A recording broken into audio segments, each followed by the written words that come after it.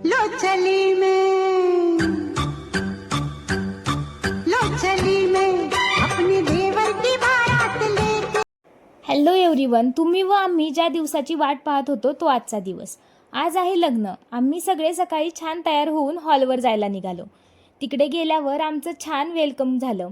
नंतर आत गेल्यावर सुंदर रुखवत पाहिला. रुखवतामध्ये वेगवेगळे गोड पदार्थ, हाताने केलेल्या सजावटीच्या वस्तू आणि पारंपरिक वस्तू होत्या. रुखवत हा वधूच्या घरची कला, आवड आणि संस्कार दाखवतो. रुखवत म्हणजे घरच्यांच्या प्रेमाची सुंदर मांडणी. अशी ही आठवणींची खास भेट पाहून आम्ही लागलो साखरपुड्याच्या तयारीला. आणलेले सर्व साहित्य ब्राह्मण काकांकडे देऊन त्यांना ते नीट ठेवायला मदत केली. नंतर रिंग प्लेट मस्त सजवून घेतली व त्यात रिंग ठेवल्या. थोड्या वेळातच आमच्या गोड कपलची एंट्री झाली व साखरपुडा पार पडला. लगेचच हळदीची तयारी केली. हळदीची प्लेट देखील मस्त सजली. सगळे कार्यक्रम अगदी झटपट पटापट होत होते. हळदीसाठी सुंदर सेट उभा केला होता. मग नवरा नवरीला हळदी लागली. थोड्या वेळातच नवरदेव दर्शनासाठी गेले, म्हणजेच परण्या निघाला. सगळे मित्र आनंदात नाचत होते. तोपर्यंत लग्नाचा टाईम देखील झालाच होता. मग मंगलाष्टिका सुरू झाल्या. आज बोहल्यावर भेटलेले अंतरपाटाच्या समोरासमोर उभे असलेले हे एकमेकांचे फक्त मित्र आहेत.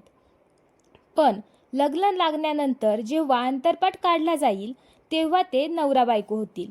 त्यांच्या त्या नवीन नात्याला नव्याने सुरुवात होईल. मंगलाष्टिका लागल्यानंतर एकमेकांनी हार घातले व लग्न लागलं. नंतर लगेचच ब्राह्मण काकांनी सप्तपदीची तयारी केली. सप्तपदीची 7 वचने सांगत सांगत सप्तपदी पार पडली. मंगळसूत्र गळ्यात पडताच नवरी ही नवऱ्याची झाली. लग्न लागल्यावर नवरा नवरी जेवण करायला बसवलं. मग आम्ही लगेचच घरी आलो, कारण नवरी आमच्या घरी येणार आहे. तिच्या एंट्रीची तयारी तर करावीच लागेल ना. घरी येऊन मस्त एंट्रीची तयारी केली. तेवढ्यात नवरा नवरीची एंट्री झाली. आधी फटाके वाजत गाजत त्यांचं स्वागत झालं. फायर लागली आणि सगळीकडे आनंदाचं वातावरण झालं. नवीन नवरीचं घरात खूप आनंदाने स्वागत केलं. घरात सोनपावलांनी सून नाही तर लेकच आणली. नंतर नवरी नवरदेवाचं औक्षण केलं. नंतर नवरदेवाच्या लग्न न झालेल्या बहिणीने दार अडवून न झालेल्या तिच्या मुलाची सेटिंग लावली. काहीच ऑप्शन नसणाऱ्या नवरा नवरीने हो म्हणून घरात एंट्री करण्याचं दार खुलं केलं.